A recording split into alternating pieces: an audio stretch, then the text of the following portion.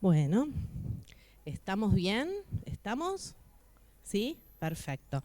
Entonces, le voy a pedir a Paulo que acompañe hasta el escenario a Graciela, por favor, si podés subir.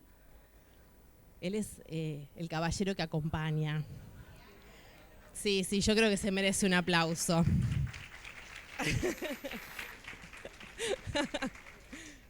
Nunca soñaste con ser secretario de Susana. Te pedimos que te pares acá. ¿Acá? ¿Está bien? Bien. Vas a tener en pantalla a Gerardo y Gerardo va a poder verte desde aquí, ¿sí? Le paso a Graciela el micrófono para que presente al doctor Echeita.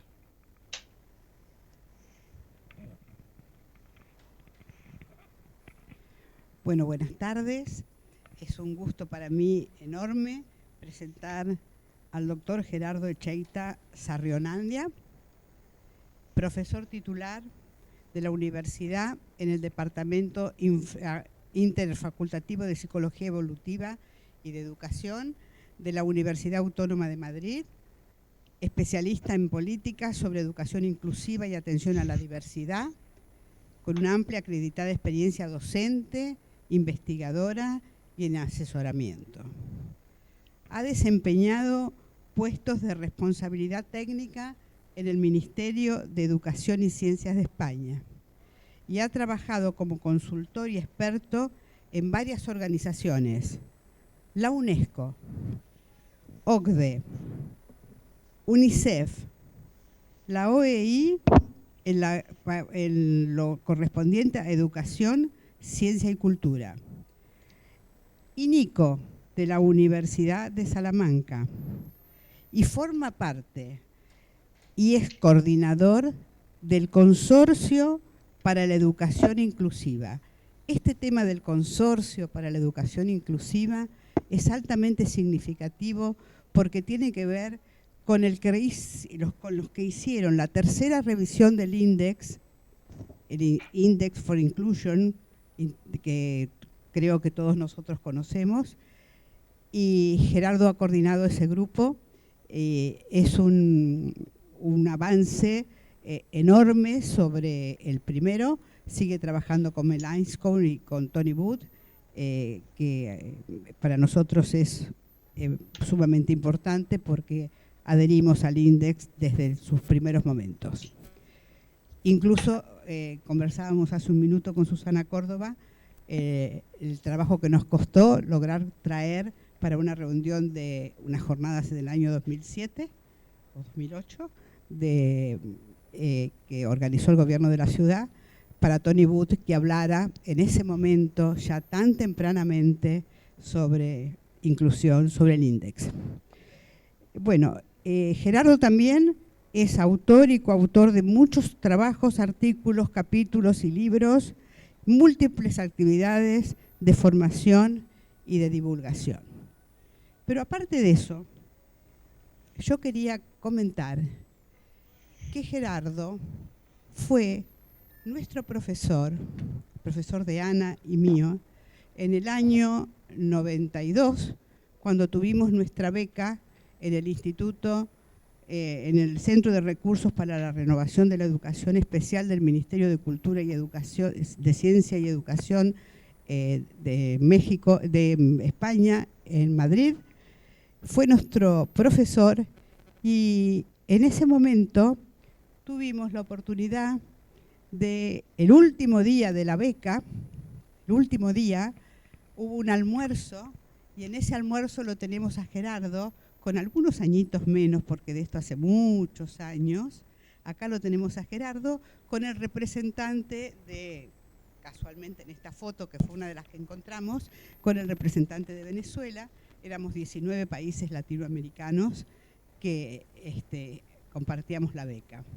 Y en la próxima foto es al año siguiente, en el año 93, en Puerto Vallarta, porque los mismos que formamos parte del grupo de la beca, estuvimos presentes en un congreso que se organizó especialmente para esto, en el que estaba Eliseo Guajardo, que también nos acompaña hoy, de México, y fue un gran congreso donde en ese grupo, que estábamos los 19 países, nos ven a Gerardo en el extremo, a Ana arriba de Gerardo y a mí al lado de Gerardo.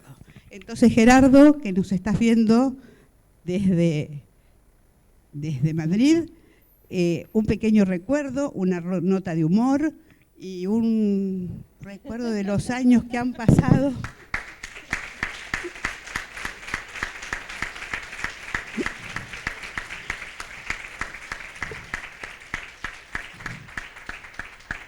Después de eso nos hemos visto muchas veces más, hemos compartido muchas cosas con él, con Pilar, su señora, los sordos, las ballenas de Puerto Madryn. Hemos sido muy amigos, muy queridos durante todo este tiempo y por eso le hemos pedido a Gerardo que hoy nos brindara la posibilidad de esta teleconferencia. Así que ahora ya con seriedad y respeto, Gerardo, la palabra es tuya. Hola Graciela, no sé si me escuchas.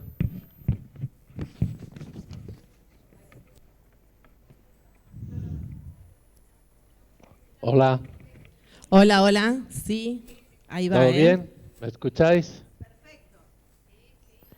Se escucha perfecto, tranquilo que se escucha bárbaro.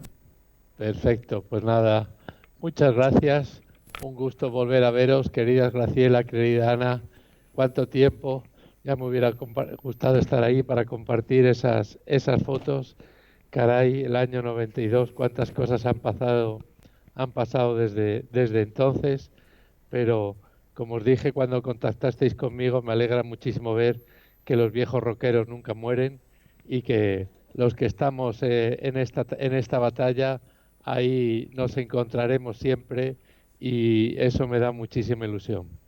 Me da un poquito de pena, efectivamente, no estar ahí acompañándoos con Eliseo también en vuestra hermosa ciudad, pero bueno, ya sabéis lo complicado que es también los viajes.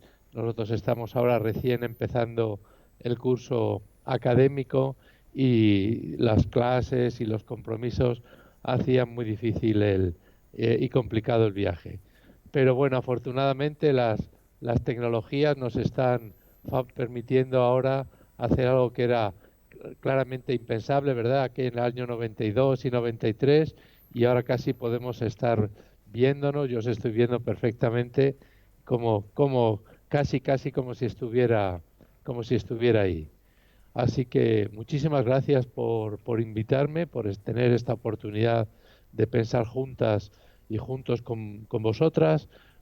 Mi más cordial felicitación y enhorabuena a DEI por los 25 años que celebra en estas jornadas y encantado de estar a vuestra entera disposición para compartir algunas reflexiones iniciales y después para, repito, pensar juntos, reflexionar y debatir sobre este complejo, controvertido y siempre difícil sueño de avanzar hacia una sociedad más justa, más igualitaria y, por lo tanto, para construir para ello una escuela igualmente justa, solidaria y que podríamos llamar en ese sentido inclusiva. Voy a empezar con mi presentación, si os parece bien. Si hubiera algún problema con la misma, pues me lo decís, me hacéis ver que espero que se esté viendo.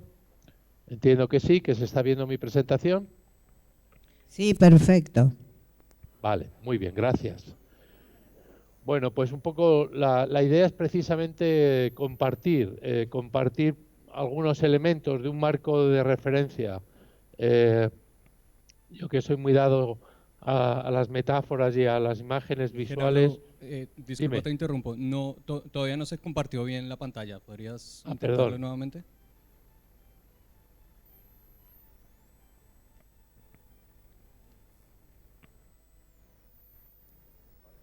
Ahora sí estamos viéndola. Si la pones en pantalla completa, ¿Sí? ya estaríamos. Ajá. ¿Ya está? Ya está. Muy bien.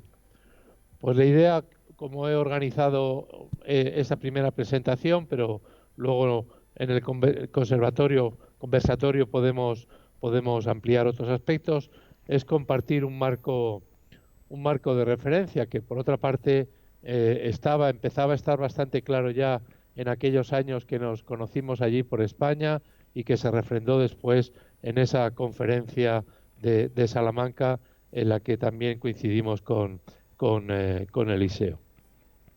Bueno, obviamente yo creo que casi todos los que estamos aquí compartimos la idea de que este análisis y esta problemática o esta ambición, esta meta que estamos analizando es muy, muy compleja, tiene muchas caras, muchas facetas, y por eso en algún momento determinado, buscando imágenes, me vino la de esto, la de un calidoscopio. Ahí están las piezas, pero según las movamos podemos ver algunos aspectos o centrarnos en unos y no en otros. Obviamente yo no puedo y no tendría sentido tratar de hacer una revisión exhaustiva de todos ellos, pero sí de algunos. Y cada vez más, al menos desde mi punto de vista, me parece muy, muy importante reforzar esta primera reflexión, y es que lo que nos ha convocado hoy, lo que os ha convocado en este simposium internacional, es sobre todo reflexionar sobre el proyecto de sociedad hacia el que quisiéramos avanzar en Argentina, en España, en México y en el mundo, y en consecuencia, por lo tanto, qué tipo de escuela necesitamos para ello. Es evidente que podemos avanzar hacia proyectos de sociedad muy distintos, y esas imágenes pues yo creo que representan de alguna manera dos posibles extremos, ¿no? Una sociedad más elitista, más homogénea, y una sociedad más rica, más diversa, más plural, más inclusiva, podríamos decir también, ¿no? Resaltar la idea de que hablar de escuela para mí es hablar, aunque es un concepto que a algunos, sobre todo, por ejemplo, en la educación superior, les produce un poquito de urticaria, ese concepto de escuela. Para mí hablar de escuela es hablar desde la educación infantil a la universidad, y es hablar de las instituciones que con intencionalidad y de manera explícita persiguen alcanzar algunos objetivos. Y también quiero resaltar, un poco a modo de preámbulo, la idea de que las reflexiones que vamos a compartir, y son los análisis que poco a poco, que con el paso del tiempo voy asentando en mi forma de entender esta ambición que nos ha convocado hoy, me parece importante resaltar siempre estos dos roles que todos los que estamos hoy aquí tenemos. Por una parte, lo que podríamos llamar, en un sentido amplio, un rol de educador, de educadora. Seamos maestro, maestra, formador de formadores, responsable de una administración educativa, o psicólogo, psicóloga trabajando cerca de la educación escolar, formal o no formal. Pero también tenemos un importante rol como ciudadanos, y muy vinculado también a la acción educativa. Y me explico por qué lo quiero. Y un poquito más adelante, enseguida, mostraré la importancia de esa distinción. Bueno, quiero también compartir, hablo aquí de dos desafíos urgentes para una sociedad que está pasando por unos momentos, yo creo que a nivel planetario, muy, muy, muy desorientada, y por lo tanto también lo está la escuela. Hay muchos desafíos a los que nos estamos enfrentando en este inicio del siglo XXI, pero por el tiempo que tenemos disponible quiero referirme a dos de ellos. Creo que el primero es fácil de reconocer. Cada vez más estamos ante una emergencia planetaria de la que todavía algunos no parecen tomar suficiente conciencia y mirarla como una cosa todavía colateral o de unos pocos locos o exagerados, pero otros, y yo me siento entre ellos, nos hacen ver que estamos ante un riesgo de traspasar un umbral de sostenibilidad que haga que las futuras generaciones tengan una vida muy distinta a la nuestra, porque van a vivir en un planeta mucho más complicado si es que somos capaces de hacer que este planeta sobreviva. El planeta sobrevivirá, lo que no está claro es cómo vamos a vivir los humanos en ella. Es una reflexión que a alguien puede parecerle que queda lejana de las preocupaciones por la inclusión.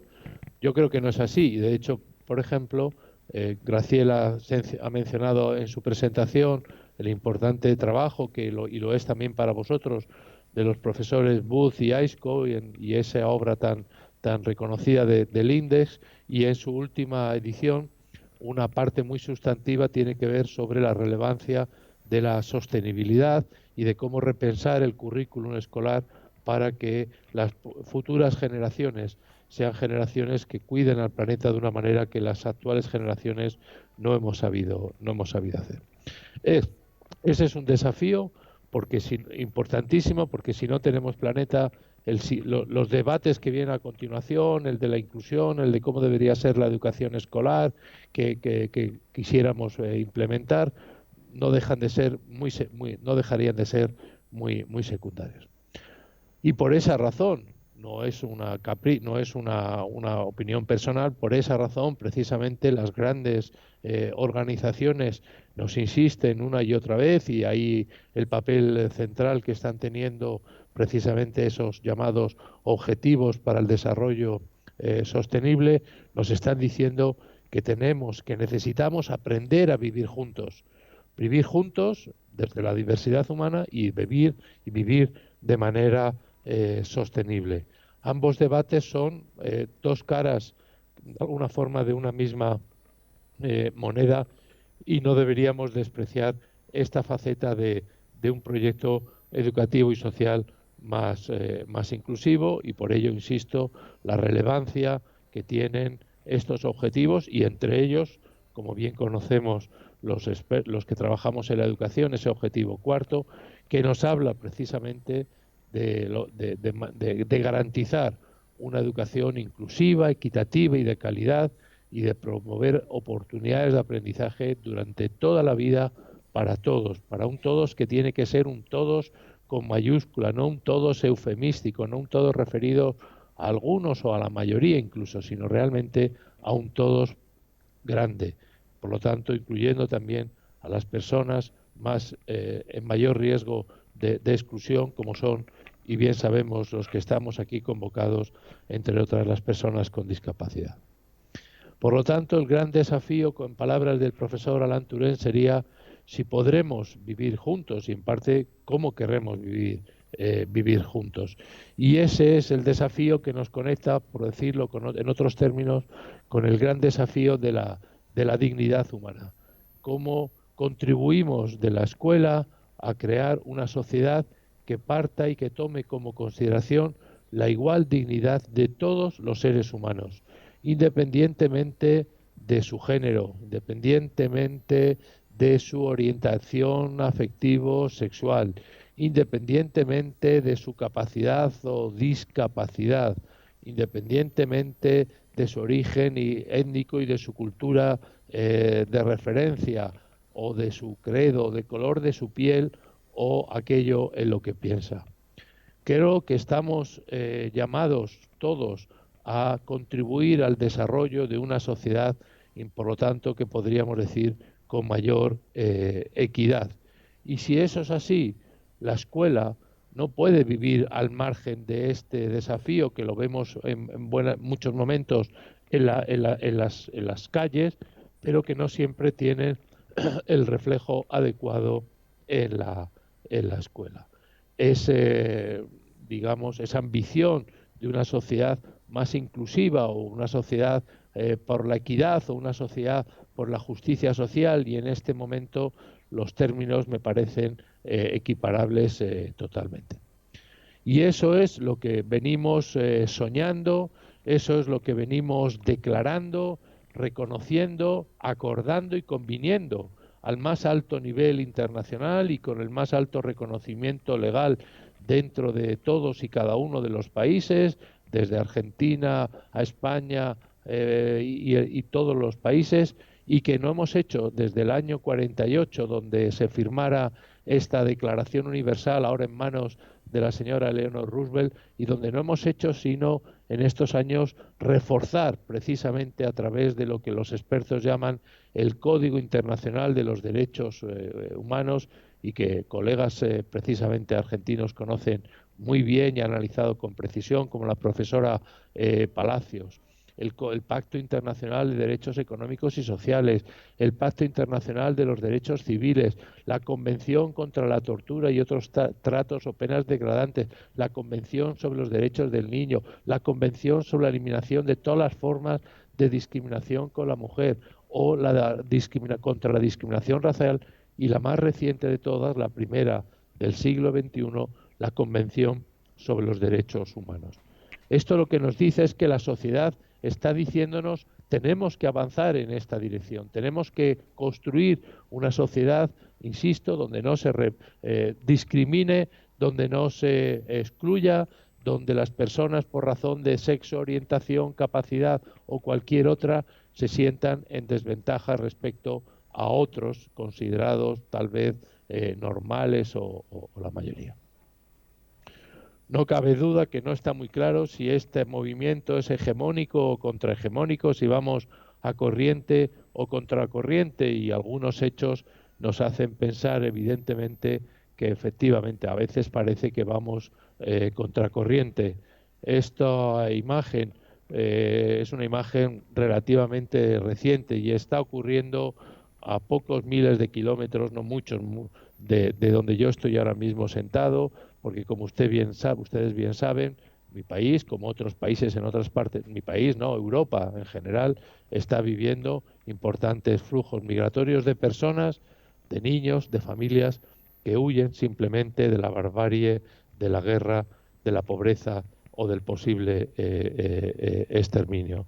Pero también vivimos enormes situaciones no solo de inequidad, sino de iniquidad, como las que nos ha ofrecido lamentablemente el presidente de los Estados Unidos, separando de manera dramática, por ejemplo, a los niños pequeños de sus familias migrantes, que de nuevo solo buscan un espacio de libertad y de porvenir para sus familias. Por lo tanto, es evidente que vivimos en un contexto contradictorio. Antes me he referido a él como una cierta desorientación, porque por un lado exigimos, declaramos, acordamos internacionalmente con toda la fuerza que le podemos dar a este tipo de acuerdos, querer avanzar una sociedad con mayor equidad y justicia social, pero persisten de manera cotidiana y en algunos momentos sistemática las situaciones de inequidad y de iniquidad. Bueno, creo entonces y este es el desafío fundamental, esto es lo que nos convoca hoy aquí, ver y repensar qué papel deben tener las escuelas para ayudar a construir esas sociedades más inclusivas. Y esto es importante porque al fin y al cabo este es el referente último, debe ser la motivación y es el marco que nos sostendrá ante la difícil tarea, la larga tarea, la cansada tarea, la a veces frustrante tarea de querer avanzar precisamente en esta dirección. Si no tenemos claro las razones, si no tenemos claro los por qué, los propósitos, los para qué estamos convocados y trabajamos, entonces es probable que ante los envites de la vida, ante las tendencias al conservadurismo de nuestras sociedades, no se cambie radicalmente la sociedad. Para avanzar en esa dirección, creo que tenemos que dotarnos de un marco de referencia, y por ahí venía el título de mi intervención, un marco de referencia sólido, un marco de referencia amplio y un marco de referencia que nos permita claramente saber hacia dónde vamos y en dónde tenemos que intervenir. Y por eso me gusta plantearlo en términos de que necesitamos como desafío, que es precisamente enfrentarse a las dificultades con decisión, tenemos que tener claro ese marco de acción. Y ese marco creo que tiene tres planos distintos que con otros colegas podríamos llamar un marco, una perspectiva ecológica, una sistémica y una perspectiva global que ahora mismo explicaré, y que nos conecta de nuevo en este primer análisis con esa reflexión que hacía antes, ahora con el papel sobre todo de, de Ciudadanos. Decía que necesitamos una perspectiva ecológica, una perspectiva que nos viene precisamente de la comprensión ecológica entre los seres vivos y su hábitat, de la interacción, y de que no podemos separar lo que ocurre en lo que hacemos precisamente como humanos con ese contexto y ese hábitat. Esa perspectiva ecológica es la que unos colegas, entre otros precisamente el profesor Ainscough y compañeros de la Universidad de Manchester, han llamado una perspectiva ecológica de la equidad.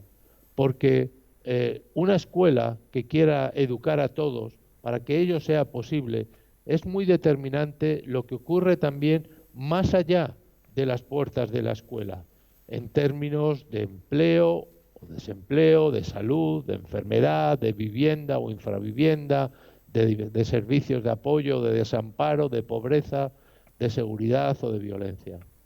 Seguramente todos los países siempre tenemos una imagen sesgada de lo que ocurre en los países vecinos y a los que queremos, pero esta es una noticia reciente de las que llega a España sobre la situación por la que atraviesa Buenos Aires y en general el país. Lo que está claro es que no le podemos pedir a la escuela por sí sola que modifique, que cambie o que tenga un impacto importante en la vida y en el futuro de estos niños si estos niños están pasando hambre, están viviendo situaciones de desamparo, de violencia o indudablemente de inseguridad en su contexto. Pero eso no pretendo señalar a Argentina desde una posición de país desarrollado, rico, que mira por encima del hombro, nada más lejos de mi intención y nada me avergonzaría más que transmitir esa idea, porque mi país, esta España, esta que antaño llamábamos la madre patria, no tiene nada de qué orgullecerse, sino más bien de qué avergonzarse, porque 1 de cada 4 de nuestros niños también está en riesgo de pobreza. Es verdad que es una pobreza relativa, tal vez no es exactamente igual la misma pobreza que experimentan algunos niños argentinos, pero las cifras son también tremendas y preocupantes. Y esta pobreza además se hereda, y lo que nos dicen los expertos es que el 80% de los niños pobres serán adultos pobres también en este país. Si no intervenimos, y de ahí el papel de Ciudadanos, si desde el rol que nos corresponde, no tanto como educadores, sino como ciudadanos, en construir un proyecto social, político, que contribuya a paliar, a disminuir, a revertir estas desigualdades que ocurren más allá de las puertas de la escuela, es indudable que lo que hagamos en la escuela será importante, será necesario, pero no dejará de ser a todas vistas insuficiente. Apuntado ese papel que tenemos como educadores, como ciudadanos, nos toca ahora afanarnos en aquello que está a nuestro alcance, sea como educadora en un sentido amplio, como responsable de políticas educativas, como responsable de una organización que trabaja en la educación, etcétera, etcétera, ¿no? Y ahí es donde entra la segunda de las perspectivas, y ahí es donde necesitamos tener una perspectiva sistémica de la equidad, en términos de entender que las modificaciones que necesitamos, los cambios que necesitamos, cambios que por otra parte precisamente alumbró y señaló y iluminó con muchísima certeza esa declaración de Salamanca y el marco de acción del cual hoy estamos celebrando precisamente su 25 aniversario, al igual que el 25 aniversario de ADEI, esa visión sistémica es fundamental. Es decir, hay que repensar no solo los aspectos colaterales del sistema, qué hacer o no hacer con determinados grupos de niños y niñas más vulnerables, sino que hay que repensar seria, profunda y sistémicamente la ordenación del sistema, la formación, cómo estamos formando a los futuros maestros y aquellos que trabajan con los maestros. ¿Siguen los maestros argentinos, y es una pregunta, siguen los maestros argentinos saliendo de las escuelas de formación de profesorado pensando que van a ser solo o fundamentalmente maestros y maestras de los niños normales, entre comillas, en primaria o en secundaria o en otras etapas educativas? ¿Siguen los maestros y maestras pensando que la atención de los niños y el trabajo educativo con aquellos más vulnerables por razones de origen, de lengua o de capacidad tiene que ser responsabilidad de unos profesores especializados? Si seguimos repitiendo esos viejos esquemas, estaremos condenados como Sísifo a estar dándole vueltas a un tema, a subir una montaña y volver a caer al punto de partida. Indudablemente hay que repensar el currículum que estamos ofreciendo. Hoy seguramente un currículum sobrecargado de contenidos y de capacidades, un currículum dominado por una forma de evaluar fundamentalmente acreditativa que busca señalar y que busca dar satisfacción a esas evaluaciones externas que nos comparan países con países, ciudades con ciudades, regiones con regiones, en un esquema tremendamente competitivo que poco, por no decir nada, ayuda al desarrollo de un proyecto con mayor nivel de inclusión. Esta perspectiva la necesitamos y necesitamos, por lo tanto, salir del margen de la concepción estrecha instalada en muchos países. En el mío sin duda, en España sin duda, y seguramente también en Argentina, ese marco estrecho que a veces se ha llamado eufemísticamente el marco de la atención a la diversidad o el de la inclusión precisamente, y que tiene que ver con un marco que interpreta que esta tarea tiene que ver solo con un tipo de alumnos, en particular especiales, raros, porque tienen necesidades especiales, porque vienen de otro lugar, porque no hablan la lengua de acogida, porque tienen dificultades de aprendizaje, definitivamente que nos habla de los otros, de otros niños que no son los niños normales.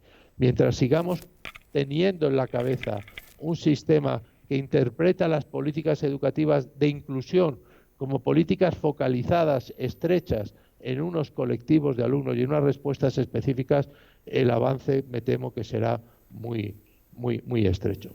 Y finalmente necesitamos una perspectiva que con mucha razón también los ecologistas llaman glolocal, y que tiene que ver con esa idea de que cuando uno tiene una comprensión amplia, compleja, ecológica, al mismo tiempo que tiene esa comprensión, tiene también una percepción y una sensación de que no abarca, de que no llega, de que se puede quedar, de que lo que hay que hacer está tan lejos de su acción personal y cotidiana que la tentación precisamente es no hacer nada. Porque ¿cómo voy a cambiar yo los gases de efecto invernadero? ¿Cómo voy a hacer yo que baje la temperatura del clima? ¿Cómo voy a transformar yo las situaciones de inequidad que viven en los barrios y en algunas zonas periféricas de Buenos Aires? Si yo soy un pobre maestro, una maestra, un orientador, un psicólogo, si mi acción educativa es muy limitada. Pues bien, yo creo que hay que tener esa perspectiva gloloca, esa perspectiva que yo identifico también en las palabras de ese gran filósofo de la educación que era John Dewey, que nos decía, primero, aquello de que la escuela no es solo preparación para la vida, que la escuela es la vida misma, es decir, que la sociedad que buscamos no está solo ahí fuera y en el futuro, sino que está ahí, tiene que estar todos los días dentro de las escuelas, de los espacios de convivencia y de participación que crean los centros escolares a través de sus culturas, de sus políticas y de sus prácticas. Y que tiene mucho sentido cada acción educativa con nombre y apellidos. Y por eso me viene siempre a la cabeza esa imagen, por ejemplo, de los rescatadores en los momentos de una gran catástrofe, de un terremoto, de una catástrofe medioambiental, de esas personas que están luchando a veces con sus manos descarnadas porque no tienen herramientas, pensando en salvar una sola vida, cuando saben al mismo tiempo que es probable que a su alrededor haya miles de personas o cientos de personas tal vez fallecidas. Por lo tanto, hay que buscar un equilibrio razonable en tener esa comprensión ecológica, sistémica, que nos obliga a actuar como ciudadanos y a exigir como ciudadanos que las cosas que ocurran en esos planos faciliten, sean coherentes con lo que yo pueda y tengo que hacer en mi plano más local, en lo que me queda a mi mano, que es mi clase, mi centro escolar, mi distrito, donde pueda tener una intervención. Hecho ese análisis, esa perspectiva amplia y compleja que nos permite, por lo tanto, ubicar bien las tareas, las intervenciones, las políticas, lo que debemos pedirle a unos y a otros, a los gobiernos, a los ministros, a los responsables políticos, sabremos pedirle coherencia entre lo que declaran y se firma y lo que se hace, pero a los maestros y a los maestros también les tenemos que pedir que cambien y que transformen esa escuela. Y aquí podríamos extendernos largo y tendido y pasaré relativamente rápido y puedo volver siempre que quieran en el tiempo de posterior sobre algunos aspectos, pero pues evidentemente la cabeza de todos estará la pregunta más o menos formulada de cómo debería ser una escuela para todos, una escuela inclusiva, una escuela justa. Esa escuela es la que debiera enfrentarse y ser capaz de responder a este desafío de trenzar, me gusta esta imagen de esa trenza, de articular con equidad, que no quiere decir de la misma manera, sino de una manera justa, equiparable, tres grandes dimensiones del quehacer educativo y que precisamente nuestros colegas Aiscon y Wood han llamado la presencia, la participación y el aprendizaje. Cada una de esas dimensiones nos conecta con preguntas fácilmente identificables. Cuando hablamos de presencia, nos hacen pensar en qué alumnos no están aquí, en esta escuela común, en este lugar que llamamos escuela y que por definición debería ser el espacio de construcción de la ciudadanía democrática que queremos ver como adultos en la sociedad. ¿Cómo me siento en esta escuela? Porque no es simplemente un problema de estar físicamente, de poder compartir pasillos y aulas, es un problema fundamental de cómo uno se percibe, se siente a sí mismo, qué grado de relaciones sociales tiene con sus iguales y, por supuesto, es un espacio de aprendizaje de esas competencias que podamos pensar básicas e imprescindibles en este mundo tan complejo al que nos vamos acercando. Y en ese sentido, pues la tarea entonces es ver cómo conseguimos, insisto, eso, cómo conseguimos construir escuelas cuyas puertas, como diría el profesor Scliar, al que ustedes conocen perfectamente, cuál es la actitud de las escuelas ante la diversidad del alumnado, qué grado de acogida o de cierre tienen esas escuelas, cómo son sus puertas, si tienen puertas abiertas, puertas que acogen a todos los alumnos, o tienen puertas con detectores de capacidades, de forma que hay escuelas en las que solo pueden entrar unos niños o niñas en función de que sean más o menos competentes, capaces o de este tipo o de otro. O si tienen escuelas de alguna forma como estas escuelas con estas puertas que se mueven, ¿no? Y que uno entra, sí, en educación infantil en un momento determinado, pero que cuando llega a la educación final de la primaria o la secundaria, como le ocurre a tantos y tantos jóvenes con discapacidad intelectual, se les invita a salir de la misma, ¿no? Nos cuestiona, nos hace preguntarnos que esa presencia tiene que ser no solo, obviamente, en las aulas, sino es en las aulas, es en los comedores, es en los pasillos, es en los recreos, en los patios, en las actividades extraescolares. La primera tarea, por lo tanto, es cómo enfrentamos esa esa plataforma que es estar juntos. Y por esa razón es obvio que una educación inclusiva es contraria, es reticente, es renuente y está muy alerta a todas las situaciones de segregación de alguna forma más o menos permanente de alumnos en grupos, aulas, centros, programas que podríamos llamar especiales o específicos. Pero esa hebra, esa de la trenza, hay que trenzarla con una que es mucho más central y mucho más cualitativa e importante, y es a la que genéricamente podríamos llamar participación, a la idea de cómo se siente uno dentro de de la escuela. Lo que estamos hoy observando con enorme preocupación es que en estos 25 años es cierto que la mayoría de los países han hecho avances bastante significativos en términos de acceso, de incorporar a niños y niñas que tradicionalmente años atrás hubieran estado fuera de esa escuela común, pero que cuando están dentro no están teniendo una experiencia de relación, de participación positiva. No se sienten parte, es decir, su autoestima está maltratada, no forman parte, no tienen amistades ni son aceptados de manera significativa por muchos de sus iguales y tampoco se les tiene en cuenta, no se escucha su voz.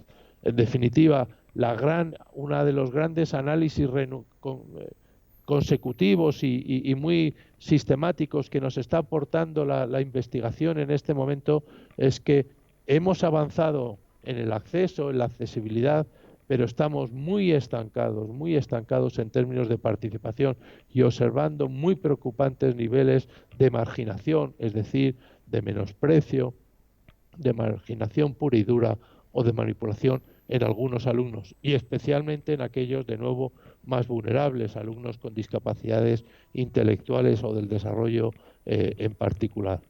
Y las dos dimensiones anteriores obviamente se tienen que articular finalmente con el objetivo de la escuela, aunque también debemos indudablemente aprender a participar, que es el de adquirir, asentar, conseguir, aprender las competencias que en algún momento podamos considerar imprescindibles, adecuadas para el futuro desarrollo de todos los alumnos y que cada uno progrese en función de sus características y necesidades individuales.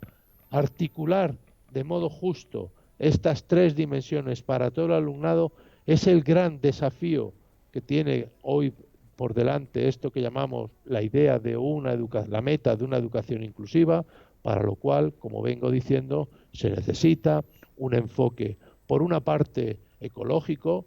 Lo que ocurra fuera de la escuela tiene que crear condiciones para que los centros y el profesorado pueda realizar esta tarea. Tiene que tener un enfoque sistémico que aporta elementos del currículum que hagan posible, por ejemplo, que este aprendizaje no esté agobiado, no esté abrumado por la cantidad de contenidos y de cosas que uno tiene que aprender en un mundo que precisamente se identifica como un mundo del conocimiento, una sociedad del conocimiento y donde lo más relevante es precisamente tener una buena capacidad de seguir aprendiendo a lo largo de la vida y no una mochila o una maleta llena de conocimientos.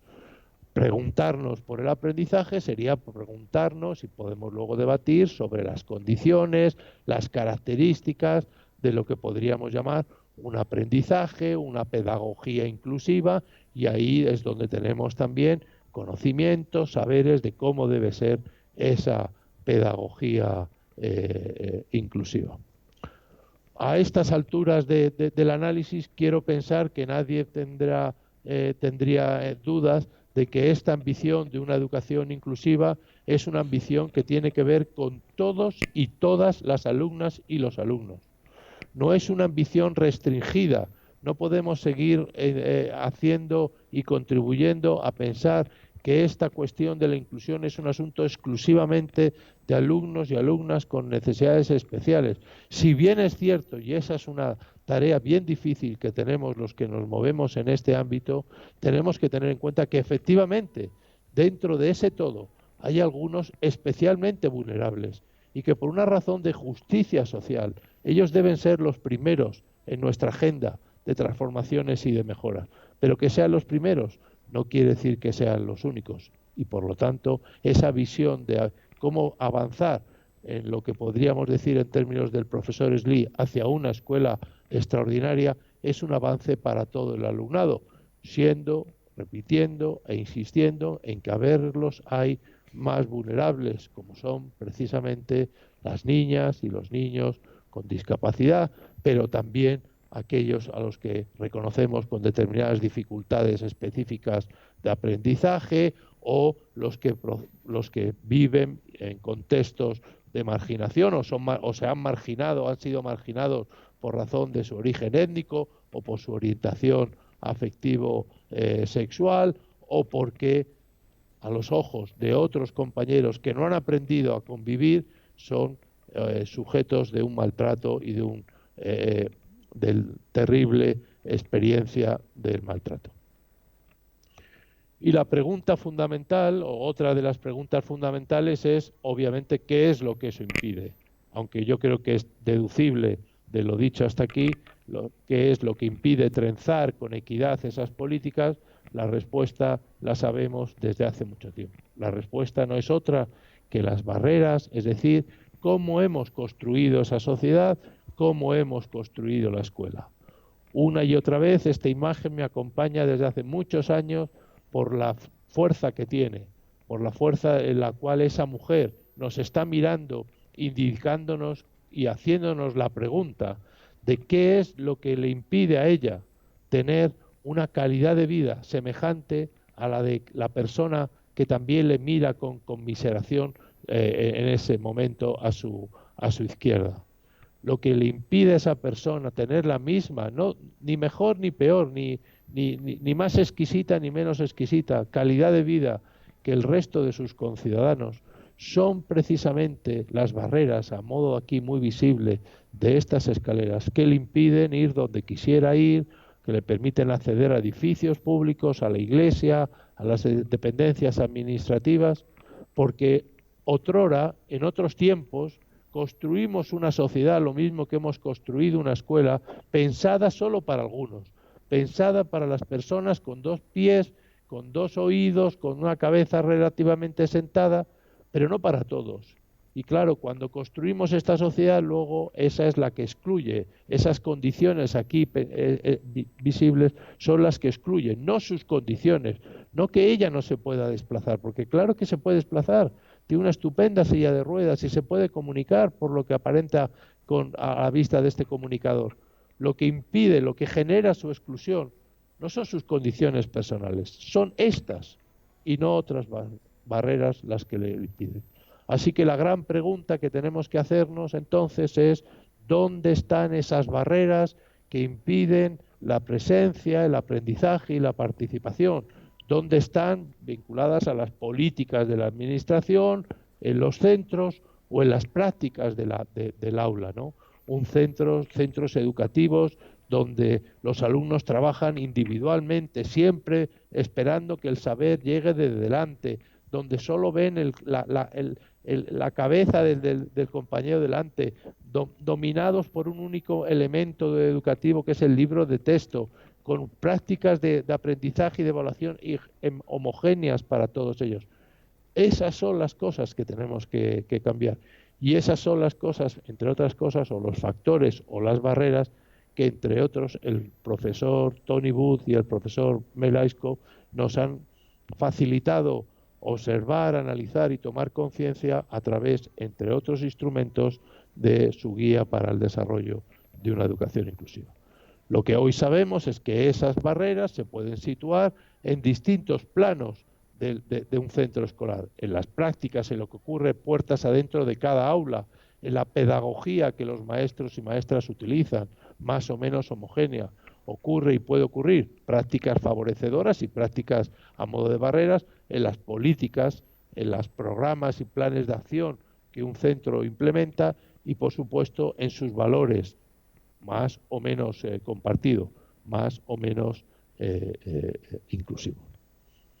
Voy terminando porque creo que es el momento precisamente de dar espacio para un debate más compartido.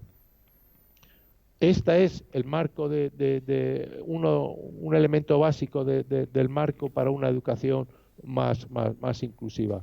Resaltar este carácter que he querido reflejar con esta imagen, siempre dialéctico, ¿no?, de una única dimensión. La inclusión no es una cosa y la exclusión es lo otro, es lo mismo.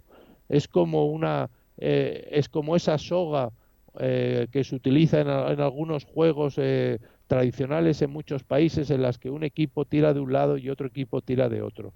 Cuando tiramos fuerte de la inclusión mediante políticas, prácticas y pedagogías inclusivas, la exclusión disminuye, la vencemos, la atraemos a nuestro campo, es decir, la traemos hacia el reconocimiento de ese derecho. Y cuando lo que nos puede son las prácticas excluyentes, lo pueden porque disminuyen y son poco fuertes las prácticas inclusivas. Esas prácticas aparecen, como he dicho antes, en 3 niveles de la vida de los centros y podemos verlas y analizarlas en su faceta de barreras o en su faceta de facilitadores. Movernos en la dirección hacia una práctica más inclusiva es poner en marcha y saber implementar planes, acciones constantes, consecutivas, sostenibles de mejora e innovación escolar. Y cuando esos planes son inexistentes, lo que vemos es fortalecer o mantenerse un status quo que por su historia y por su tradición es un status quo existente. Y lo que bien sabemos, porque ustedes también lo están celebrando y es un eje de su conferencia, es que esta aspiración no es un capricho, no es una idea romántica de algunos ensoñadores como Graciela o Ana que llevan ahí 25 años metidas en un sueño. Esto es un derecho legal, es un derecho reconocido al más alto nivel, es un derecho reconocido en la Convención Internacional de los Derechos de las Personas con Discapacidad, que lo ha dicho de manera clara, taxativa y sin ambigüedades. Los estados partes, Argentina, España, México, que han ratificado esta convención, tienen que ponerse las pilas, que diría un castizo, para asegurar un sistema educativo a todos los niveles. No es un capricho, no es algo que hagan o deben de hacer si les va bien, si les conviene o no les conviene, es su obligación moral. A eso es con lo que se han comprometido y a eso es lo que han rectificado. Y aquí está Argentina, aquí está España, aquí está la mayoría de los países, aquí está México. Miren quién no está. Miren quién no ha ratificado este protocolo, quién ha firmado la convención como un acto político, pero quién no se ha comprometido. Ustedes no pueden ir a Estados Unidos y decir, los niños en Estados Unidos tienen el derecho a una educación inclusiva. Ahí no, porque no están garantizados, al menos desde el punto de vista de esta convención. Lo pueden estar seguramente igual porque en algunos estados hayan hecho esta política como su política, pero no oficialmente a nivel estatal. Pero México, España, Argentina, Brasil, Uruguay, otros muchos países lo han hecho. Así que las preguntas que podemos debatir en el conversatorio a posterior, pues son algunos de los desafíos, una vez más, que nos enfrentamos ante esta tarea, al enorme cómo implementar, cómo generar el cambio de esta escuela que con tanta precisión y ironía reflejaba el señor Frato de lo que es una escuela tradicional. Mientras no seamos capaces de cambiar esta escuela, nuestro sueño de Salamanca, de nuestro sueño de una escuela más inclusiva, seguirá siendo mayoritariamente eso todavía un sueño. Así que lo que tenemos por delante es cómo reconstruir, reedificar, renovar, innovar. Esas son las palabras que tienen que formar parte de nuestra agenda profesional, todas ellas en su contexto, en el contexto específico de cada nación, de cada realidad, que es distinto y singular, con sus propias virtudes y defectos, con sus factores facilitadores y sus factores que no lo son tanto, como es la situación económica por la que regularmente pasa Argentina, y etcétera, etcétera. Bueno, no me quiero extender porque quiero volver y lo que quiero señalar simplemente, y ya termino, es que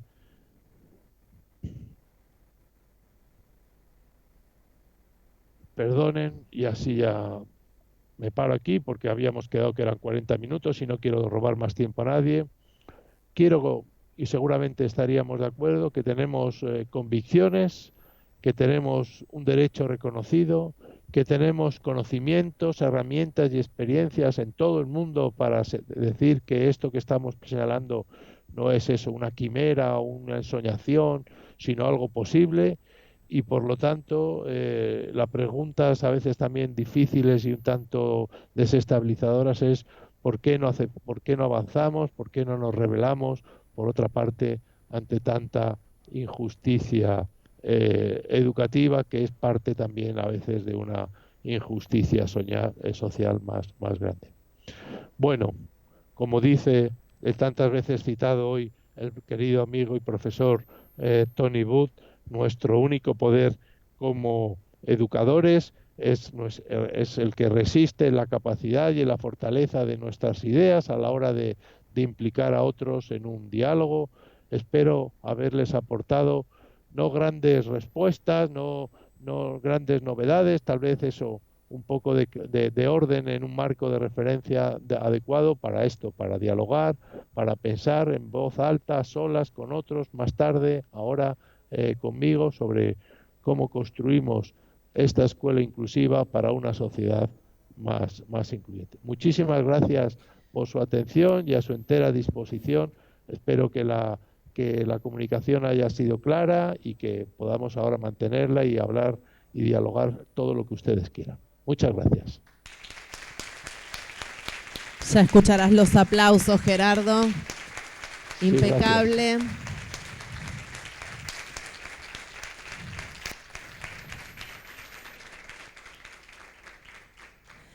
Siempre es muy interesante escuchar a los referentes, ¿no?, de los cambios de paradigma. Así que bueno, ahora en este momento lo que vamos a invitar es a un pequeño conversatorio con Ana, Graciela y Gerardo, y también vamos a convocar a Eliseo si quiere sumarse al conversatorio. No hace falta que se muevan, simplemente desde ahí. Y me llegaron 2 preguntitas, no sé si hay alguna otra pregunta más de la gente. Bueno, te dejo con Ana, Graciela y Eliseo. Muchas gracias, Gerardo. De nada. Eliseo. Pues Gerardo, pues me da mucho gusto. Yo recuerdo que en estas fechas iba a irte a saludar a Madrid, pero mira dónde te estoy saludando, desde Buenos Aires. Hola, Eliseo, encantado de verte, un Sí. placer. La reflexión que acabas de hacer es tan clara, parece sencilla, pero es muy profunda. En realidad es como, diríamos, es una reflexión que tenemos que reequilibrar muchas cosas, tenerlas presentes simultáneamente y desde luego que no puede uno solo encargarse de un sector para este proceso de inclusión, sino de, como bien lo dices, de todo lo que está en riesgo de ser excluido. Pero hay algo que en la reflexión también, esta es mi pregunta, que esta reflexión tan completa, siempre estará perfeccionándose, pero tan completa, tiene mucho de reflexiones previas de procesos y es así como diríamos, contiene otras etapas anteriores, o sea que lo que tenemos en este momento es también, contiene procesos que están bien acertados de momentos anteriores, como los estadios peyetanos, que tiene en la última etapa, contienen las anteriores, pero reequilibrada, no igual, sino vueltas a pensar y vueltas a acomodar de otra manera, pero todas presentes ahí cuando este proceso de inclusión se va dando en un largo proceso histórico. No sé si estés de acuerdo en esa parte. Completamente. Yo creo que estas reflexiones que hemos hecho y que yo comparto y que seguramente comparte la mayoría de la audiencia, no podrían haber, aunque parezcan naturales, aunque parezcan que han estado ahí toda la vida, efectivamente vienen de una historia larga, una historia de cómo hemos entendido la educación, cómo hemos entendido cómo dar respuesta a la diversidad, vienen de Salamanca, vienen de programas de integración hechos con la mejor de las voluntades, pero que con el paso del tiempo nos hemos dado cuenta que eran insatisfactorios. Efectivamente son fruto de una historia, de un proceso que viene de atrás y que ahora lo que estamos haciendo es, como tú muy bien has señalado, es reequilibrarlo. Lo estamos, si quieres, viendo con una mirada más amplia. Si lo viéramos también con otra metáfora es como que estamos abriendo el zoom, estamos teniendo una visión mucho más compleja también, mucho más sistémica de este proceso, que años para atrás estaba mucho más centrada, y es obvio, y en algunos sitios todavía sigue muy centrada, por ejemplo, pues solo en las preocupaciones por algunos alumnos, que hay que tener mucho cuidado, porque podríamos ir a una posición extrema, y es que pensando en todos, y de nuevo con una cierta eufemismo de querer preocuparnos por todo el alumnado, volvamos a dejar en riesgo a los más vulnerables, y no podemos olvidarlo por activa ni por pasiva, que el alumnado más vulnerable a los procesos de exclusión es el alumnado con discapacidad. Cuando damos la batalla y la tabarra, como decimos aquí, por ese alumnado, es porque ese alumnado representa la frontera de nuestras convicciones más profundas, y todo lo que consigamos realmente de progreso en términos de inclusión para ellos, lo conseguiremos para todos. Pero ello no nos debe hacer pensar, sobre todo no nos debe hacer caer en esquemas de acción que se parezcan a los esquemas que en el pasado hemos seguido para trabajar con ese alumnado. El problema no es que hablemos más o menos de los alumnos con discapacidad al hablar de inclusión. El problema es que bajo el paraguas de la inclusión querramos volver a aplicar los mismos esquemas de respuesta educativa que en el pasado ha dominado y hemos metido bajo el paraguas, digamos, de la educación especial. Ese es el riesgo, y que, por lo tanto, las administraciones educativas, cuando nos digan, ustedes son una organización de personas con discapacidad, bueno, ya sé lo que me van a pedir. Me van a pedir más profesores, más especialistas, me van a pedir más apoyos, me van a pedir que quite algunas barreras, de acuerdo. Pudiéramos pensar que cuando las cosas vengan estupendas para Argentina, va a decir, venga, de acuerdo, le vamos a dar todos los apoyos. No es ese el cambio que necesitamos. Es un cambio mucho más en la manera de entender la educación, mucho más en la manera de entender qué tenemos que enseñar, etcétera, etcétera, ¿no? En ese sentido, mi preocupación es la de no caer al hablar o al tener siempre o únicamente como referente a determinado alumnado, no caer en los esquemas que hemos venido utilizando en el pasado. Pero, insisto, tu análisis es muy certero, y hoy no estaríamos donde estamos, como no estaríamos donde estamos en términos de igualdad de los derechos de las mujeres respecto a los hombres y la igualdad de género, sí, porque venimos de historias de desigualdad, de discriminación, de machismo, que ahora nos parecen aberrantes o nos parecen superadas, pero que forman parte de este proceso histórico que tú muy bien has llamado, con muy piagetianamente, de reequilibración de nuestra comprensión.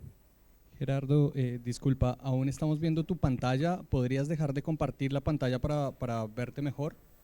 Sí, claro. A ver, ahora tengo que aprender a compartir, a dejar de compartir primero ahora lo he hecho, espera. Perfecto, ¿ahora? Perfecto, ahí te vemos bien. Bueno, Perdón. hola Gerardo. Hola, ¿cómo estás? Un gusto de verte y de hablarte. Tanto tiempo que no nos vemos. Tanto tiempo. Sí. Clarísimo todo lo que dijiste. Gracias, Ana. Nosotros compartimos todo esto, pero nuestro país indudablemente está muy lejos todavía de poder concretar una escuela inclusiva. Y lo peor de todo esto es que se está perdiendo la credibilidad en los discursos. En los discursos todos apuntamos a esto, pero en la realidad estamos todavía muy lejos. Yo te quiero hacer una pregunta que me parece que es el nudo por el cual es difícil poder avanzar hacia una escuela inclusiva. Y es la pregunta de cómo la formación de grado y posgrado del profesorado se ha ido revisando y modificando para dar respuesta a las necesidades de la transformación. Muchas gracias, Ana. Yo creo que muy relevante tu pregunta. Seguramente es una de las claves, es una de las piedras de dovela, que diría, ¿no? Esa piedra, esa pieza en un arco que sostiene todo el arco. ¿Cómo estamos formando y preparando a nuestros futuros docentes? Yo creo que ese es uno de los cambios que no hemos acometido de manera sistémica, y por eso seguramente estamos donde todavía estamos y viviendo esa insatisfacción, que he de decirte que no es privativa de Argentina, sino que yo creo que es a nivel mundial. Hay a nivel mundial, por lo que yo observo, leo y analizo, en mayor o menor grado, pero una desafección muy grande vinculada a este discurso potente, hecho por muchas personas, hecha por las grandes organizaciones, por los grandes académicos en esta materia, que es a veces impecable y redondo, y una realidad que se resiste a cambiar de manera igualmente rotunda y potente, ¿no? Y en parte una pieza central es que lo que no hemos sabido todavía reformar es esa formación de docentes, ¿no? No hemos sabido repensarla desde el punto de vista de ofrecerles las competencias básicas que necesitan para esta tarea, la primera de las cuales es una competencia de orden actitudinal y moral. Una vez más, hoy parece que vamos a citar reiteradamente a nuestro querido y común amigo Tony. Tony habla de la relevancia de una alfabetización ética, es decir, de reforzar los valores y los principios por los cuales hacemos, que son los criterios en torno a los cuales debemos decidir por qué hacemos algo y por qué no hacemos otras cosas, y por qué dejamos de hacer o no algunas actuaciones. Esa alfabetización ética yo la veo muy débil en nuestro profesorado. No acertamos a llegar a ese punto, y por lo tanto nuestros docentes están terminando sus estudios con actitudes y con visiones muy, muy débiles ante este desafío. Y cuando se tiene esa poca fortaleza, digamos, ética y de convicciones, y llega uno a la realidad, a la cotidianidad durísima en ocasiones de las escuelas, con muchos niños, con pocos recursos, con un currículum exigente y con un gobierno que al mismo tiempo te está pidiendo rendimientos excelentes para mejorar los resultados en PISA, pues entonces la quebrada está casi garantizada. Así que ojalá que haya ahí también formadores y deformadores, y que ese mundo tome conciencia de esta importancia, porque es una pieza clave. Podríamos compartir algunas de esas competencias vinculadas a cómo debe ser ese profesor inclusivo, si tú quieres. Nosotros quisiéramos poder charlar indefinidamente. El tiempo nos corre. Claro. Bueno, pero ahora Graciela te va a hacer una pregunta que la hace el público. Muy bien, gracias. Y bueno, tendremos que hacer un viaje a España para que podamos charlar más tranquilo. Bueno, vamos a ver si lo podemos resolver. Encantado, estaré siempre con los brazos abiertos. A lo mejor es más fácil eso que la inclusión. A lo mejor. Esta es la pregunta del público. ¿Cómo resuelven el tema de la acreditación, especialmente de alumnos incluidos en la escuela común con discapacidad intelectual?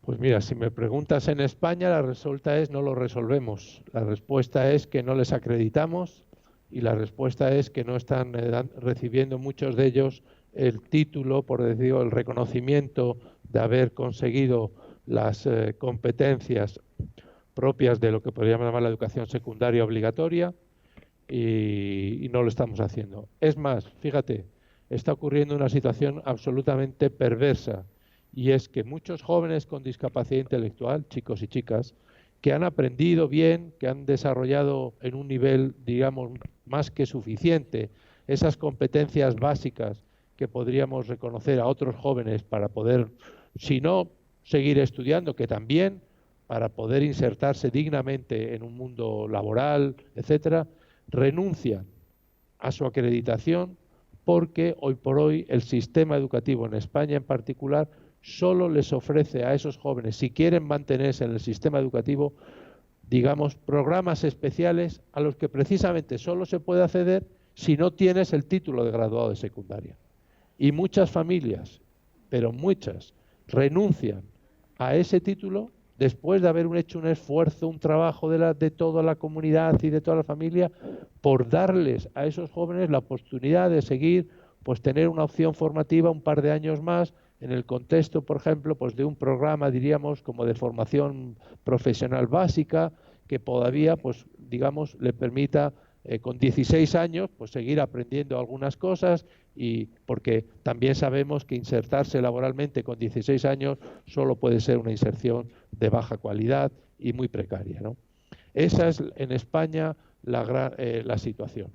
Te puedo decir que en otros lugares, como en el Reino Unido, están explorando una vía mucho más prometedora, mucho más interesante, explorando y implementándola, mucho más basada precisamente en acreditar las competencias que los alumnos tienen.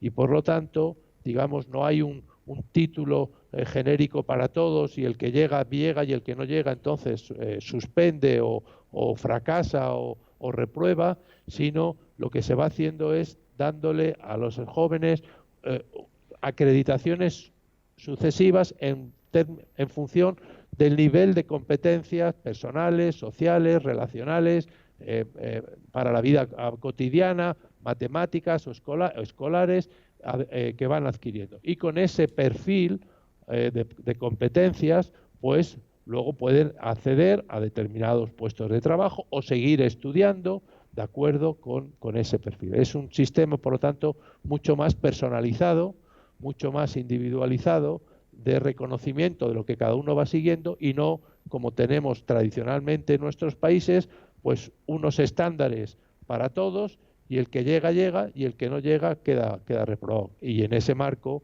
pues los jóvenes con discapacidad intelectual, muchos de ellos, pues se ven, digamos, abocados a un fracaso, o, como te digo, en el caso de España, a esta situación tan tremendamente paradójica de no poder aprobar o no poder tener un título que, sin embargo, en lo personal habían conseguido. Tenemos algunas similitudes. Ya, seguro. Pero estamos en vías de concretar. Mira, yo te quería agregar que lo de las competencias, en muchos casos sí lo hacemos acá. Es decir, alumnos que se les va acreditando las competencias que van recibiendo. En general, la experiencia de la escuela media, que es la más difícil, indudablemente, por el profesorado que no tiene formación para nada, para todo lo que tiene que ver con la diversidad, pero sin embargo hemos estado, los que tenemos la posibilidad de integrar chicos, incluir chicos en la escuela secundaria, hemos tomado esto que estás diciendo de la acreditación de las competencias. Algunos no pueden llevar el título, pero sí por competencias se les va acreditando. Bueno, te dejo con Graciela, porque acá hay una gran competencia. No, tengo una pregunta del público, que es ¿cómo se posiciona la educación especial frente a la propuesta de la escuela inclusiva?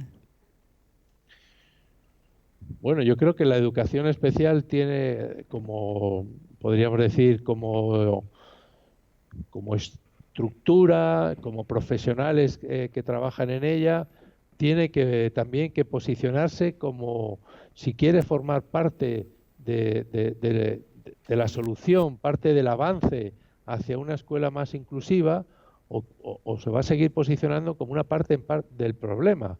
Porque el problema es que si esa escuela se fortalece y se defiende como la única respuesta a determinados alumnos, pues lo que va a ocurrir es que el sistema educativo ordinario pues va a estar siempre tentado de dirigir, de excluir y de separar a determinados alumnos, porque existe ese sistema.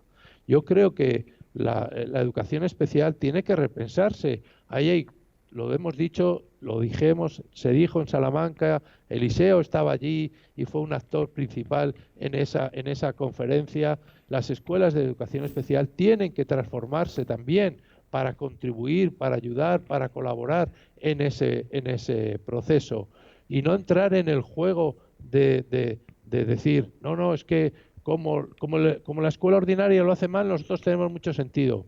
No, por Dios, como la escuela lo hace mal, vamos a ayudarla a que lo haga bien, vamos a implicarnos en esa tarea.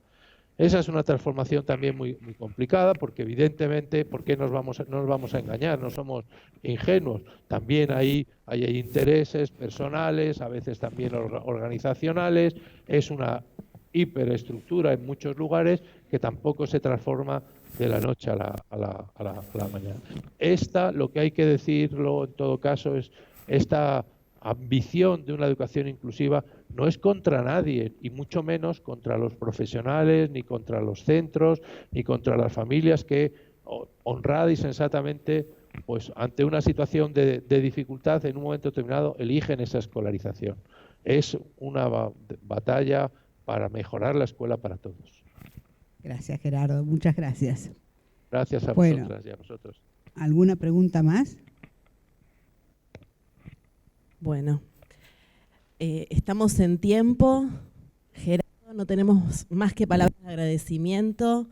Cuando estés por Buenos Aires, te pedimos que nos vengas a visitar. Será un gusto. ¿Alguien tiene Y un espero micrófono que abierto o no? Sí, yo escucho bien, ¿eh? ¿Escuchas bien? Ah, perfecto. Sí, estoy escuchando bien, yo os veo bien, la imagen es muy nítida y muy perfecta, o sea que me siento casi como que estoy ahí. Estás acá con nosotros. Bueno, gracias. Damos un fuertísimo aplauso.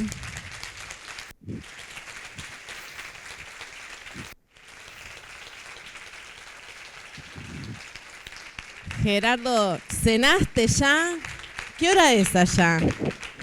Aquí son te voy a decir, espérate un segundito, deben ser como las 11:30. Bueno, a cenar y a dormir, a descansar. Exactamente. Ahora mismo me voy a descansar, pero voy muy contento de haber compartir este rato con todas vosotras y vosotros, de haber tenido la oportunidad de ver a mis queridas amigas Graciela y Ana y a mi buen amigo Eliseo, y desearos que la jornada simposium sea muy satisfactorio y que avancéis y que os reforcemos, que nos tenemos que reforzar todos para seguir peleando por esta ambición que nos ha traído hoy aquí.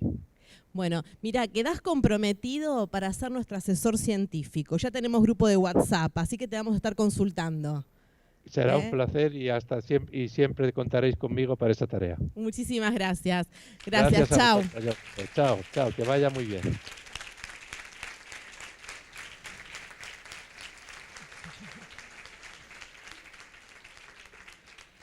Después de haberlo leído tanto, verlo, se me cae así la baba. ¿Qué va a hacer? Bueno, ahora los vamos a invitar a disfrutar de un rico cafecito con medialunas que nos están esperando ahí afuera. Les pedimos, por favor, que nos tomamos 15 minutitos de descanso y volvemos porque el tiempo es como en la tele, nos corre. Así que, bueno, los invitamos a disfrutar del break y nos vemos en un ratito.